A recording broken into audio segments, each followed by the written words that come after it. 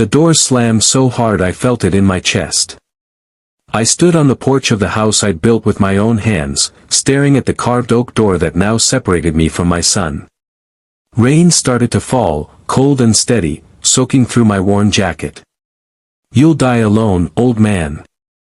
Noah's words still echoed in my ears, sharp as broken glass.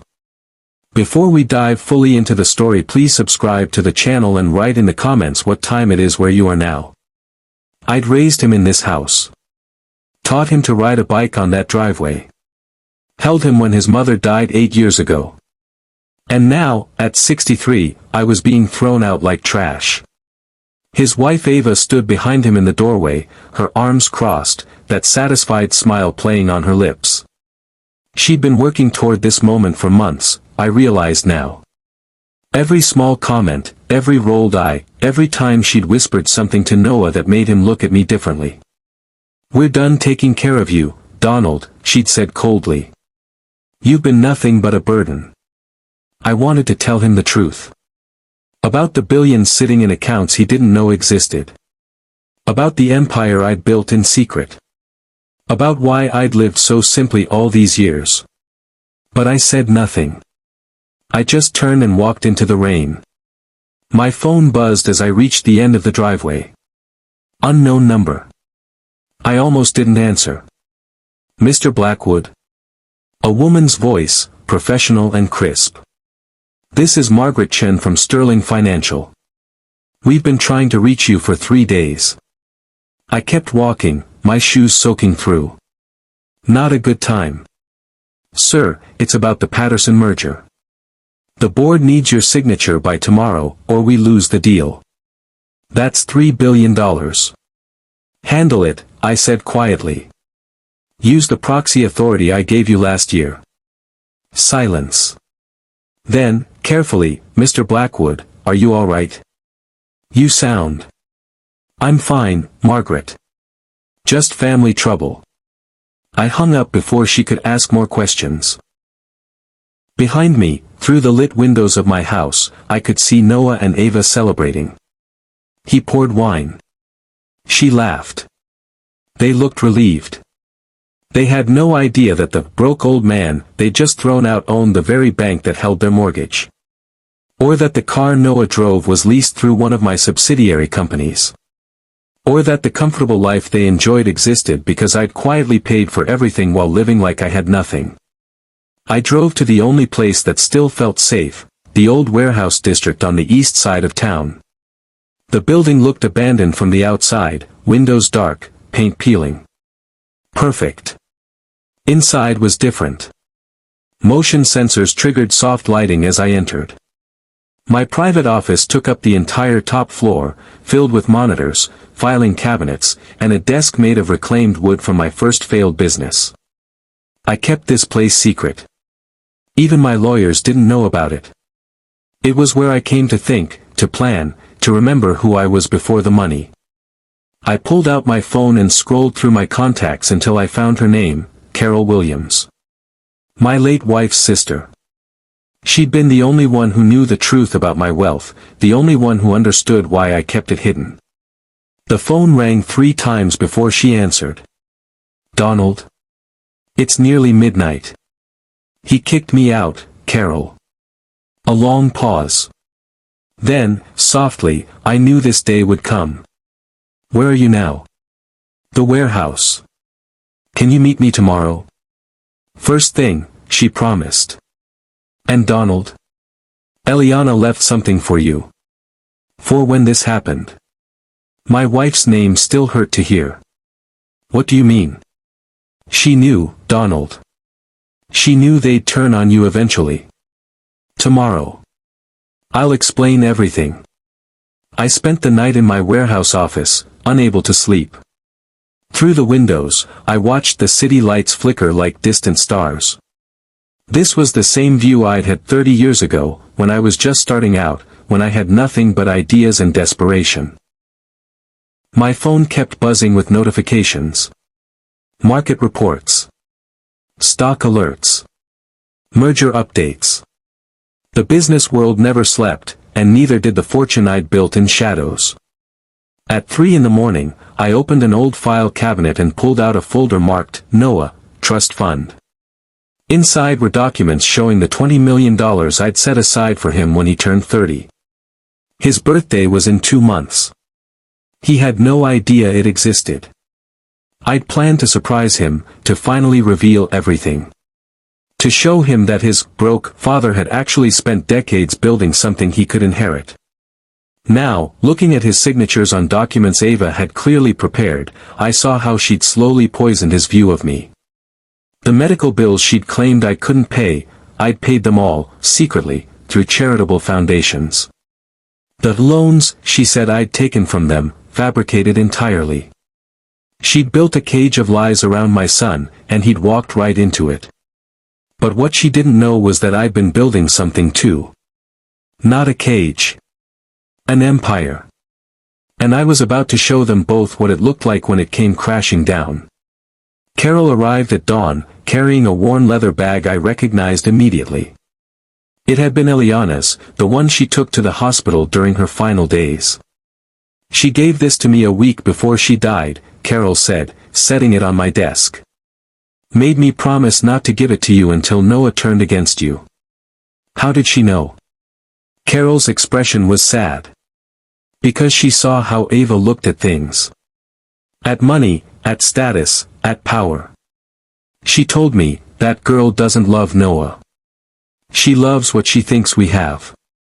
And when she realizes we don't live like rich people, she'll convince him Donald is holding them back. I opened the bag with shaking hands. Inside was a thick envelope with my name written in Eliana's careful handwriting. Underneath it, a USB drive labeled, for when you need the truth. The letter was dated 3 days before her death. My dearest Donald, if you're reading this, our son has broken your heart. I'm so sorry. I saw this coming, saw the way that woman manipulated him, but I was too sick to stop it. Inside this bag is everything you need. The files. The recordings. The proof of what they're planning. I hired a private investigator 6 months ago. What he found will destroy you, but it will also save you. Fight back, my love. Don't let them erase everything we built. E. I plugged the USB drive into my laptop with trembling fingers. The first file that opened was a video, dated 8 months ago. The investigator had mounted a hidden camera in Noah's home office. The footage showed Ava and a man I didn't recognize sitting at Noah's desk, papers spread between them. So the old man really has nothing, the man asked. Ava laughed. Nothing but that house, which is in Noah's name anyway. I made sure of that 3 years ago. Once we push Donald out, we can sell it. The property alone is worth $2 million. And your husband doesn't suspect? Noah. She rolled her eyes. Noah thinks his father is some noble soul who lives simply by choice. He has no idea I've been feeding him stories about Donald's drinking, his debts, his embarrassing behavior at family events I made up. The man leaned forward. What about the sister? Carol. She's loyal to Donald, but she's nobody. No money, no influence. Once we cut him off completely, she won't matter. I paused the video, my heart hammering. The man in the footage looked familiar, but I couldn't place him. I scrolled through the other files until I found a background report. His name was Marcus Grayson. And according to the investigator's notes, he was a corporate raider who specialized in taking over family businesses by exploiting internal conflicts. But we didn't have a family business. At least, that's what Noah thought. I called Margaret Chen back, my voice steady despite the rage building inside me. Margaret, I need you to run a background check on someone.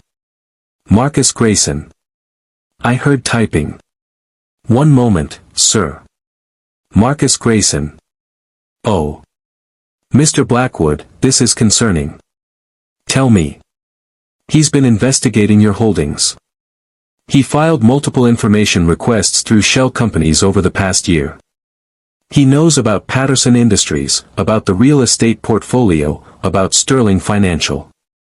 My blood ran cold. How much does he know? Everything, sir. He has your entire corporate structure mapped out. And according to this report, he's been in contact with. She paused. With someone named Ava Blackwood. So that was her plan. She hadn't just wanted to kick me out. She'd wanted to find my money and take it. And somehow, she'd connected with the exact type of vulture who could help her do it. Margaret, I need you to activate Protocol 7. Another pause. Sir, that's the nuclear option. Are you certain? Do it. And Margaret? From this moment forward, everything is recorded. Every call, every meeting, every document. I want a paper trail that could survive a federal investigation. Understood, sir. Consider it done. Carol watched me work through the files, her face growing paler with each document. Donald, this is worse than I thought. They're not just trying to steal from you. They're building a legal case to have you declared mentally incompetent. She showed me a document from the USB drive. It was a psychiatric evaluation, scheduled for next month, that I'd never agreed to. The doctor's name was listed as Dr. Philip Torres, and according to Ava's emails, he was flexible about his diagnoses for the right price. Once they have you declared incompetent, Noah becomes your legal guardian, Carol continued. Everything transfers to him. And since Ava's name is on all their joint accounts, she gets everything, I finished. And I end up in some care facility, forgotten. I stood up and walked to the window, looking out at the city I'd helped build. I'd donated millions to this place through anonymous foundations. The children's hospital bore my late wife's name, but nobody knew I'd funded it. The scholarship program that sent hundreds of kids to college each year, my money, my vision. And my own son was working with criminals to steal it all. Carol, I need you to do something for me. Anything. Call Noah. Tell him I'm sick, that I'm asking for him. Let's see if there's any part of my son left worth saving. Noah didn't come. Carol called him 3 times over the next 2 days, each time saying I was ill and asking to see him. Each time, Ava answered and made excuses. He's busy at work, she said the first time. He's not ready to see Donald, she said the second time. The third time, she didn't even pretend to be polite. Carol, Donald made his choices. He needs to deal with the consequences. Noah's moved on. Moved on. As if 31 years of being a father could be erased in a week. But her refusal told me everything I needed to know. There would be no reconciliation, no moment of clarity where Noah saw through her manipulation. She'd locked him down completely. That night, I activated the next phase of my plan. I called a private investigator named James Chen, no relation to Margaret, but just as thorough. Mr. Blackwood, I've been hoping you'd reach out. I have some information about your daughter-in-law that I think you need to hear. I'm listening. Ava Blackwood isn't her real name. She was born Ava Grayson, Marcus's younger sister. This whole thing, meeting Noah, marrying him, moving into your house, it was planned from the beginning. The room spun. How long? 4 years ago, Marcus identified you as a target. He does this, finds wealthy people living below their means, maps out their assets, then sends in Ava to marry into the family. They've done this 3 times before. The last family lost everything. I spent the next 3 days building my case. James provided me with evidence of Ava and Marcus's previous schemes, court documents, victim statements, paper trails showing how they'd systematically destroyed 3 families before mine. The most damning piece was a recorded conversation between Ava and Marcus from 2 weeks ago, obtained through legal surveillance James had been running. How much longer? Marcus asked. Not long. I've got him completely isolated now. His sister barely talks to him, and I've convinced Noah that Donald's drinking is getting worse. He doesn't drink. Ava laughed. Noah doesn't know that. I've been pouring vodka in the sink and leaving bottles around. Noah thinks his father's wasting away. And the money? Did you find it? Not yet. The old man's clever. But it has to be somewhere. No one lives that simply unless they're hiding something big. What if there is no money? A pause. Then we take the house, liquidate everything, and move on. But I don't think so, Marcus. I've seen how Carol looks at him, like she's guarding a secret. There's money. We just have to push hard enough to make him reveal it. I forwarded the recording to Margaret with a simple instruction: prepare the legal team. On the 10th day after being thrown out, I received a letter from Noah's lawyer.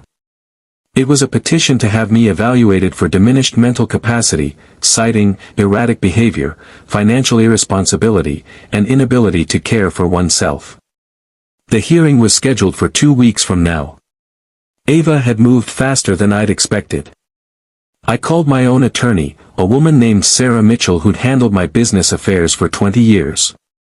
She was one of only 3 people who knew the full extent of my wealth. Sarah, they're making their move. I saw the petition. Donald, this is actually good for us. It brings everything into open court, on record. Are you ready to reveal yourself? I thought about that. Once I showed my hand, everything would change. Noah would know I'd lied to him his entire life.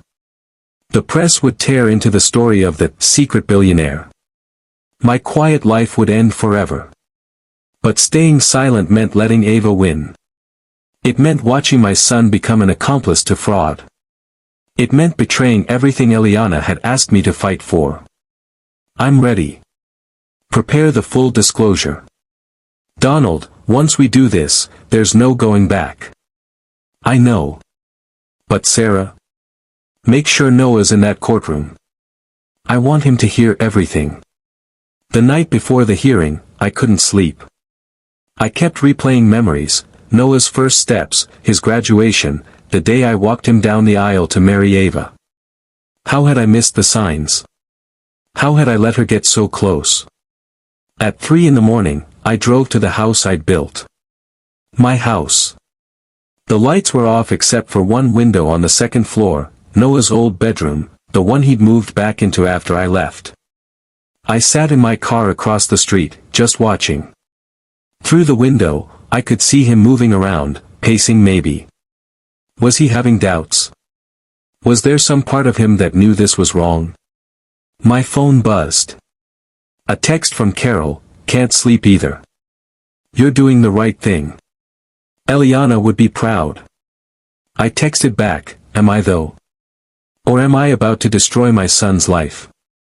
Her response came quickly, you're saving it. He just doesn't know it yet.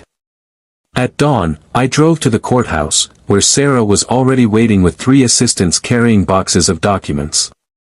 Ready? She asked. I looked at the building where my fate, and my son's, would be decided. Let's show them who Donald Blackwood really is. The courtroom was smaller than I'd expected. Noah sat in the front row with Ava and their lawyer, a sharp-looking woman named Patricia Vance. Marcus Grayson sat 2 rows behind them, trying to look casual. Noah looked tired. Thinner than I remembered. When he saw me enter with Sarah and her team, something flickered in his eyes. Regret? Doubt? But Ava squeezed his hand, and whatever it was disappeared. All rise, the bailiff announced. Judge Catherine Morrison entered, a stern woman in her 60s who had a reputation for seeing through deception. Patricia Vance stood first. Your Honor, we're here today because Mr. Donald Blackwood's family is deeply concerned about his welfare. Over the past year, he's exhibited signs of serious cognitive decline, financial irresponsibility, and inability to care for himself. His son, Noah Blackwood, seeks guardianship to ensure his father receives proper care. She presented a folder to the judge. We have documentation of Mr. Blackwood's living conditions, his lack of steady income, his isolation from family and friends. We believe he's no longer competent to manage his own affairs. Judge Morrison reviewed the documents, her expression unreadable. Then she turned to Sarah. "Ms. Mitchell, your response." Sarah stood slowly. "Your Honor, I'd like to request a brief recess to present evidence that will substantially alter the nature of these proceedings." "What kind of evidence?" "Financial records, Your Honor. Complete financial records of Mr. Blackwood's actual circumstances." Patricia objected immediately. "Your Honor, we already have his financial records. He lives off a small pension and Social Security. This is a delay tactic." Sarah smiled. "Your Honor, the petitioners have some financial records. They don't have all of them. Not even close." Judge Morrison granted a 30-minute recess. Sarah's assistants wheeled in 3 carts of documents and set up a laptop connected to the court's display screen. When we returned to the courtroom, Noah looked confused. Ava looked worried. Marcus had moved forward, now sitting directly behind them. "Ms. Mitchell," Judge Morrison said, "you have the floor." Sarah opened her laptop and the screen behind the judge lit up. "Your Honor, I'd like to introduce evidence regarding Donald Blackwood's true financial status." "Mr. Blackwood, could you please state your full legal name for the record?" I stood. "Donald James Blackwood." "And do you have any other legal names or corporate entities registered under your control?" "I do. 73 entities, to be exact." A murmur ran through the courtroom. Noah leaned forward, staring at me. "Your Honor," Sarah continued, "I'd like to present Exhibit A, the corporate structure of Blackwood Holdings, a private investment firm established in 1989 by Mr. Donald Blackwood." The screen showed a complex web of companies, all connected to a single name at the top, mine. Patricia stood up. "Your Honor, this is absurd. We've investigated Mr. Blackwood's finances thoroughly. There is no Blackwood Holdings." "That's because it's registered under a different name," Sarah said calmly. "It operates as Sterling Ventures Group. The name Blackwood doesn't appear anywhere in public records. Mr. Blackwood established it this way deliberately, for privacy reasons." She clicked to the next slide. Sterling Ventures Group has assets totaling $4.2 billion. The courtroom exploded. Judge Morrison banged her gavel until the noise subsided. Noah sat frozen, his face completely white. Ava's mouth hung open. Marcus looked like he'd been punched. "Order," Judge Morrison commanded. "Ms. Mitchell, are you telling this court that the man being petitioned for guardianship due to incompetence is actually a billionaire?" "Yes, Your Honor. And I have documentation to prove every word." For the next hour, Sarah walked the court through my entire financial history. The first small investment I'd made in 1989 that turned into millions. The real estate portfolio I'd built quietly over 3 decades. The tech companies I'd invested in before they went public. The charitable foundations I'd funded anonymously. Every penny accounted for. Every transaction legal. Every tax return filed perfectly. Mr. Blackwood maintained this secrecy for several reasons, Sarah explained. First, to protect his family from the pressures of public wealth. Second, to ensure his son grew up with normal values rather than entitlement. And third, to avoid becoming a target for exactly the kind of exploitation we're seeing today. She pulled up another document. "Your Honor, I'd like to enter into evidence a series of communications between Mrs. Ava Blackwood and her brother, Marcus Grayson, detailing their plan to have Mr. Blackwood declared incompetent in order to access his wealth." Patricia jumped up. "Objection. Those communications are privileged." "They're recordings of criminal conspiracy," Sarah interrupted. "There's no privilege for planning fraud." Judge Morrison leaned forward. "I'd like to hear these recordings." The first recording played through the courtroom speakers. Ava's voice, clear and cold. "Once we get guardianship, we liquidate everything. The house first, then whatever else we can find. If there's more hidden, we'll have legal authority to dig it up. Marcus's voice, and Noah? Noah will sign whatever I put in front of him. He trusts me completely.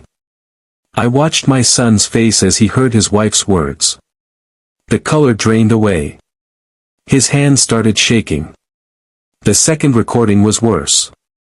Ava describing how she'd isolated me from Noah, how she'd fabricated stories about my drinking, my debts, my supposed mental decline. How she'd planned every detail of my removal from the house. The old fool made it easy, she laughed. Living in that shabby coat, driving that ancient car. Noah actually believes his father is poor. When the recordings ended, the courtroom was silent. Noah stood up slowly, staring at Ava like he'd never seen her before. You. His voice cracked. You lied to me. About everything. Ava reached for his hand, but he jerked away.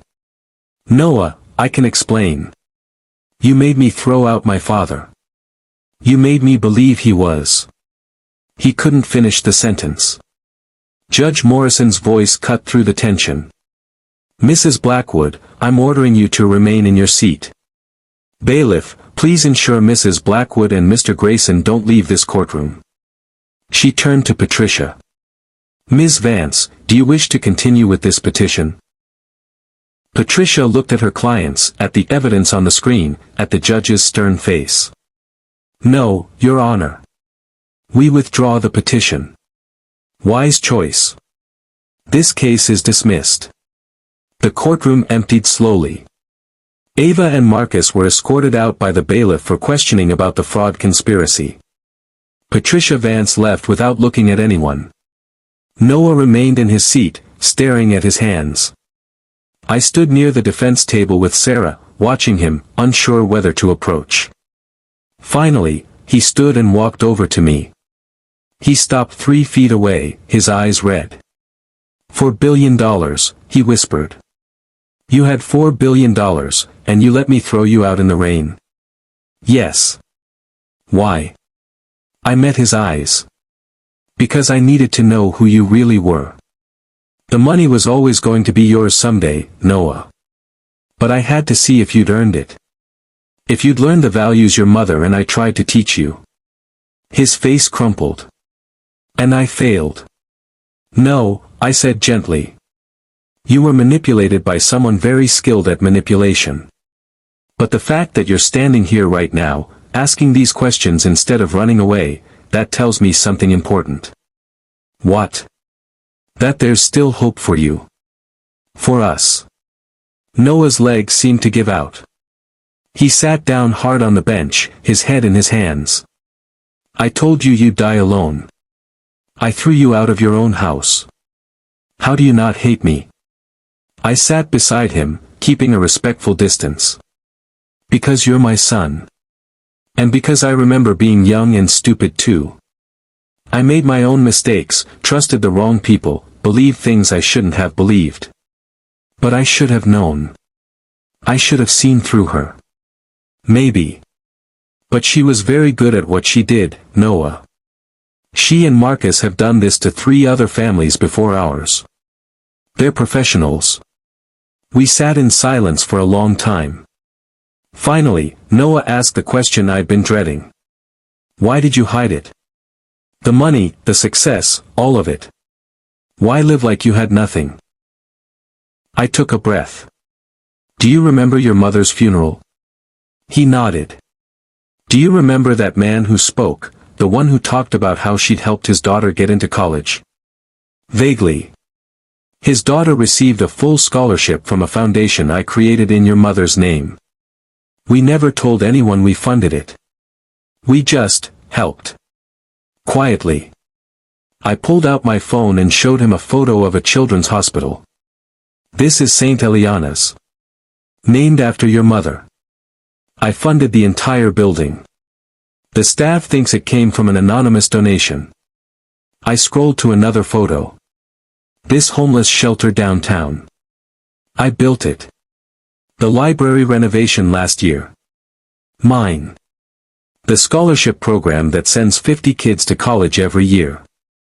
Mine. Noah stared at the screen, tears streaming down his face. Your mother and I decided a long time ago that we wanted to use our wealth to help people, not to show off. We wanted you to grow up normal, to understand the value of hard work, to become a good person rather than a rich person.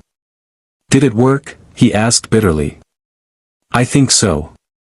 The man you were before Ava got into your head, that man was good, Noah. Kind. Generous. He just got lost for a while. Over the next week, Noah moved into a hotel. He filed for divorce from Ava, who was arrested along with Marcus for fraud and conspiracy. The investigation revealed they'd stolen over $20 million from their previous victims. Noah and I met every day, slowly rebuilding what Ava had broken. He asked questions about the business, about how I'd built everything, about what I'd planned for him. I set up a trust fund for you, I told him one afternoon at a quiet coffee shop. $20 million, available when you turn 30. Your birthday is in 6 weeks. His eyes widened. 20 million. I was planning to surprise you. To finally tell you everything and bring you into the business. And now? I studied him carefully. That depends on you, Noah. The money is still there. But I need to know, what do you want? Do you want to be rich, or do you want to be good? He thought about that for a long time. Can't I be both? Yes, I said. But being good has to come first. The money is a tool, not a goal. Your mother understood that. I need to know you understand it too. Noah set down his coffee cup. I want to learn. Not just about the business, but about how you and Mom did things. The foundations, the quiet help, all of it. I want to do better than I've been doing. For the first time in weeks, I felt something like hope. 2 weeks later, Noah and I stood outside St. Eliana's Children's Hospital. He'd asked to see it in person, to understand what his mother's legacy really meant. We walked through the pediatric wing, where walls were painted with cheerful murals and kids played in bright, clean rooms. A young doctor passed us, smiling. Beautiful facility, isn't it? She said. I don't know who funded this place, but they saved a lot of lives. Noah watched her walk away, then turned to me. How many hospitals? 3 in this state. 2 in neighboring states. All funded anonymously. And you never told anyone? That's not why we did it. We sat in the hospital's meditation garden, surrounded by flowers Eliana had helped design before she died. I've been thinking about the trust fund, Noah said. The 20 million. My stomach tightened. And? I want to use half of it to establish a foundation. For kids whose parents are dealing with fraud, whose families have been destroyed by people like Ava and Marcus. I stared at him. $10 million. Is that okay? I know you said it's my money, but I thought. I pulled him into a hug, something I hadn't done since he was a child. Your mother would be so proud of you. He hugged back, and for the first time since this nightmare began, I felt like I had my son back. The divorce proceedings revealed more of Ava's deception. She'd forged my signature on documents, created fake medical reports, and even paid people to pose as my concerned neighbors who'd witnessed my decline. The district attorney was building a case that could put her away for 20 years. But what hurt Noah most was learning how long she'd been planning it. They'd met at a charity event 4 years ago, an event I'd attended with him. Ava had targeted him specifically after Marcus identified me as a potential mark. Every moment was fake, Noah said one night at my warehouse office, where I'd finally brought him. Every smile, every "I love you," every time she said she chose me. It was all calculated. Maybe not all of it, I said carefully. People are complicated, Noah. She might have genuinely cared for you, even while planning to rob us. He shook his head. Don't make excuses for her, Dad. She used me. She made me hurt you. That's unforgivable. I understood his anger. But I also understood something he didn't yet, that holding on to that anger would destroy him more than Ava ever could. Forgiveness isn't for her, I said. It's for you. When you're ready. He wasn't ready yet. But someday, maybe, he would be. Carol invited us both to dinner 6 weeks after the hearing. It was the first time Noah and I had been in a family setting since everything fell apart. She'd cooked Eliana's favorite meal, roasted chicken with herbs, garlic mashed potatoes, fresh bread. The smell brought back memories so strong I had to sit down. Your mother made this every Sunday, I told Noah. She said it was the meal that brought families together. Carol smiled sadly. She knew you boys would need this someday. She made me promise to cook it when the time was right. We ate in comfortable silence for a while. Then Carol said, Eliana left something else for you, Noah. I've been waiting for the right time. She pulled out a small box and handed it to him. Inside was a letter and a key. Noah opened the letter with shaking hands. His mother's handwriting filled the page. My dearest Noah, if you're reading this, then you've learned the truth about your father. I'm so proud of him for building something meaningful, and I'm proud of you for being smart enough to see past whatever lies brought you here. The key in this box opens a safe deposit box at Sterling Bank. Inside is something I've been saving for you, a reminder of who you really are, and who you can become. I love you, sweetheart. Be good. Be kind. Make me proud. Mom. The next morning, Noah and I went to Sterling Bank together. The manager, who knew me as the owner but had never met Noah, escorted us to the vault. The safe deposit box was small. Inside was a single photo album and another envelope. The album was filled with pictures I'd never seen, Eliana with baby Noah, taking notes in a journal. Eliana at the hospital, holding him and writing. Page after page of moments captured alongside written observations. Noah smiled at a homeless man today. He wanted to share his cookie. He's going to have a good heart. Noah asked why some kids don't have homes. He wants to build houses for everyone. He's going to change the world. Noah stood up to a bully today, protecting a smaller kid. He's going to be brave. Every entry showed Eliana documenting the good in her son, creating evidence of his character. The envelope contained a letter written a week before she died. Noah, your father and I built something extraordinary together, not the money, but the purpose behind it. We wanted to prove that wealth without compassion is worthless. You were always our greatest investment, our proof that money could raise someone good rather than corrupt them. I'm sorry I won't be there to see the man you become. But I know you'll make us proud. The money is yours someday, but the responsibility is yours always. Use it wisely. Love, Mom. Noah closed the album carefully, tears streaming down his face. She knew. Even then, she knew I'd mess up and need a reminder. She knew you were human, I said. And that being human means making mistakes and learning from them. 3 months after the hearing, Ava's trial began. Noah had to testify about how she'd manipulated him, about the lies she'd told, about the isolation she'd created between us.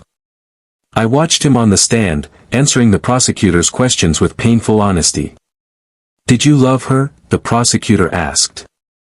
I thought I did, Noah said. But I don't think I knew what love really was. What changed your mind? Noah looked at me in the gallery. Seeing my father sit in that courtroom, watching him listen to all the terrible things I'd said and done to him, and seeing no anger in his face. Just sadness. That's when I understood what real love looks like. The prosecutor smiled slightly. And now? Now I'm trying to be worthy of it. Ava's defense attorney tried to paint her as a victim of Marcus's influence, but the jury didn't buy it. The recordings were too clear, her planning too detailed. The verdict came back after 3 days of deliberation, guilty on all counts. 20 years in federal prison. As they led her out of the courtroom, she looked at Noah one last time. Whatever she saw in his face made her look away quickly. Noah's 30th birthday fell on a Saturday. I arranged a small celebration at the warehouse office, just Carol, Noah, and me. Before we do cake, I said, there's something we need to handle. I pulled out the trust documents and set them on the desk.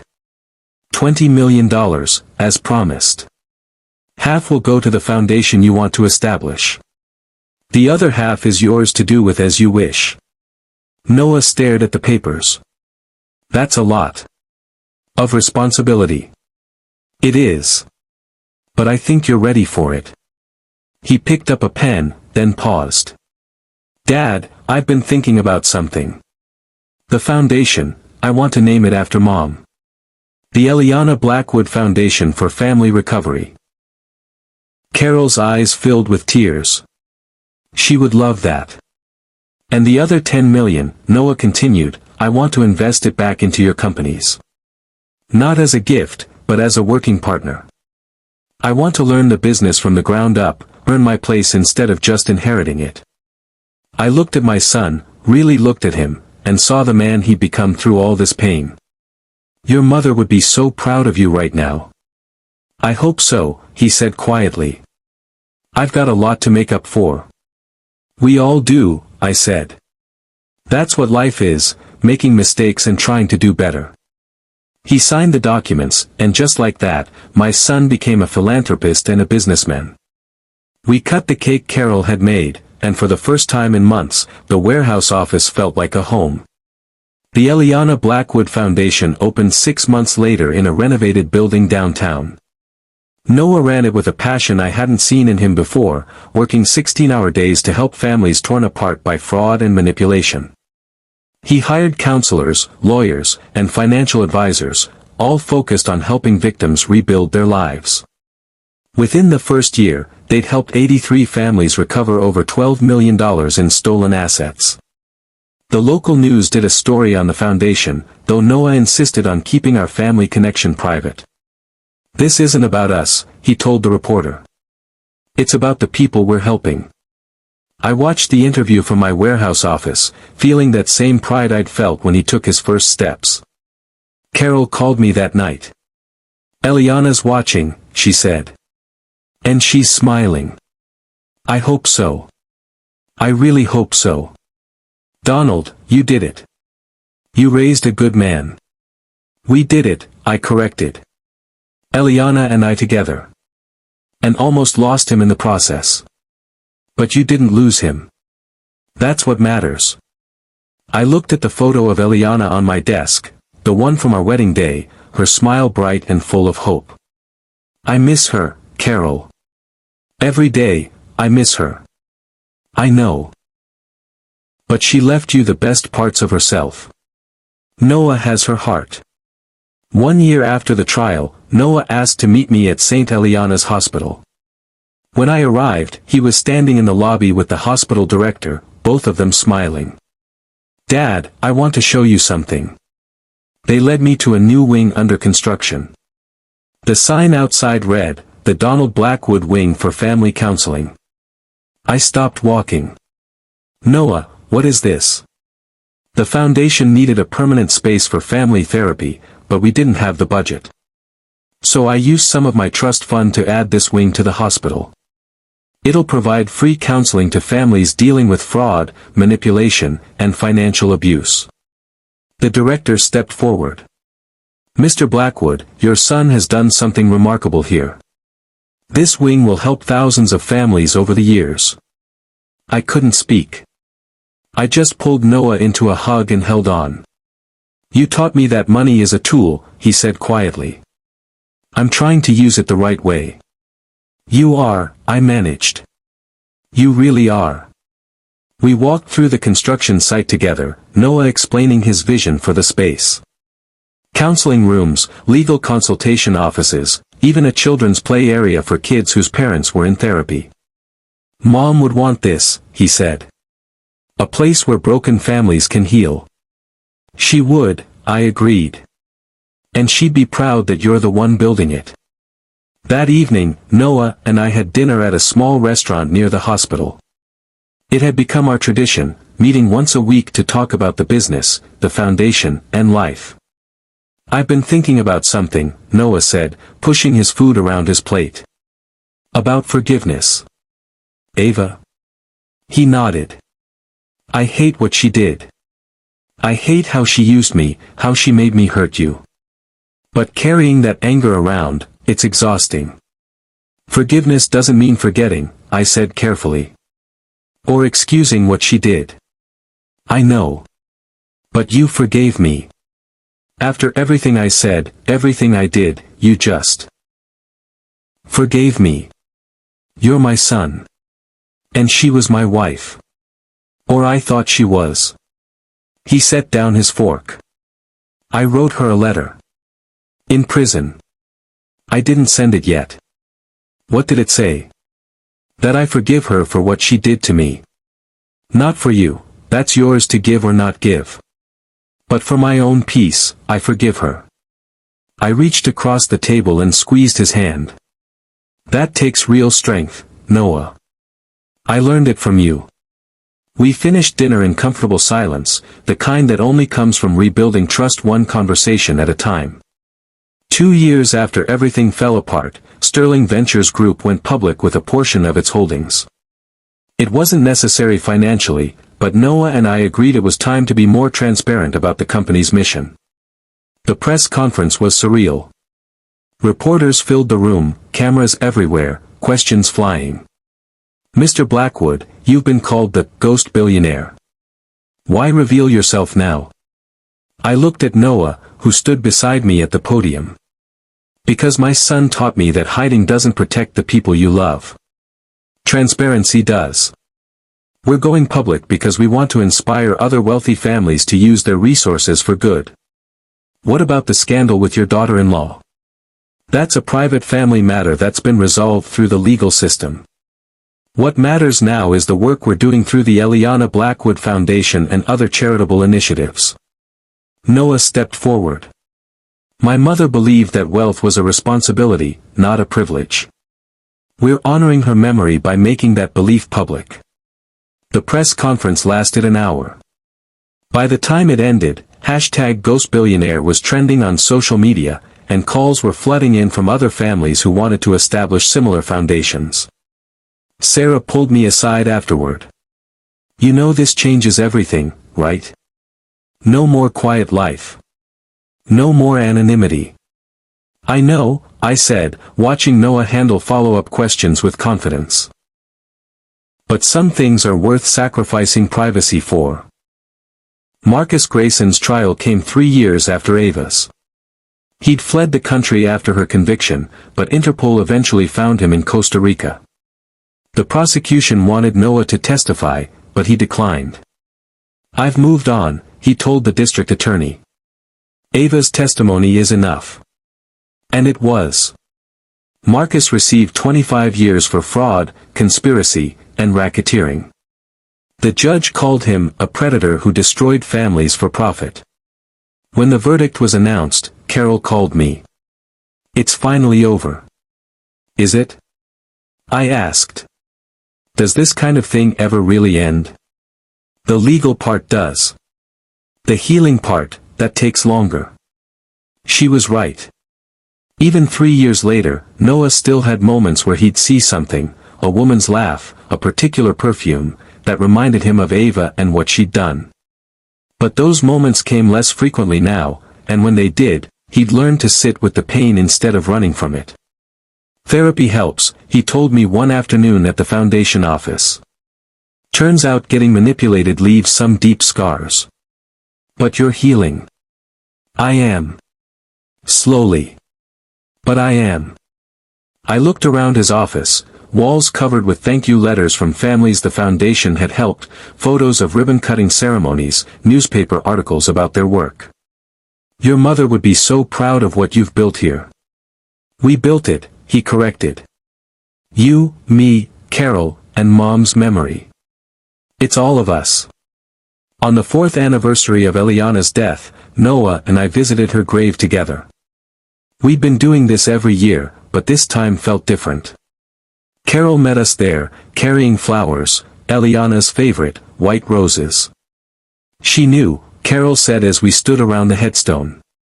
Before she died, she told me, they're going to face something terrible. But they'll come through it stronger. Did she know about Ava specifically? Noah asked. She knew someone would try to come between you two. She saw how money changed people, corrupted them. That's why she pushed so hard for you to live simply, Donald. She wanted Noah to know love before he knew wealth. I placed my hand on the cold marble. We almost lost each other. But you didn't, Carol said firmly. And now look at what you've built together. The foundation has helped over 500 families. The Donald Blackwood wing at the hospital has provided free therapy to thousands. You've donated over $100 million to charitable causes. Eliana's legacy isn't just alive, it's thriving. Noah wiped his eyes. I just wish she could see it. She can, I said.